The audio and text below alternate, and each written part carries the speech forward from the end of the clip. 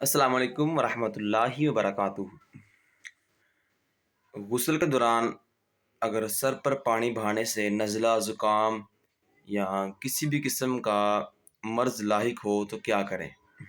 تو اگر تو زکام، نزلہ، عصب چشم یا کسی بھی قسم کا مرض غسل کے دوران سر پر پانی بہانے سے لاحق ہو، آپ کو گمانے صحیح ہو کہ اگر تو میں نے غسل کے دوران سر پر پانی بہایا تو یہ مرض جو ہے بڑھ جائے گا، تو اس صورت میں آپ کلی کریں، ناک میں پانی چڑھائیں اور اپنے ہاتھ کو گلا کر کر اچھی طرح سر پر، کانوں پر، گردن پر، چہرے پر، یعنی منہ کے اور سر کے ہر حصے پر اچھی طرح ہاتھ پھیر لیں اور غسل کر لیں۔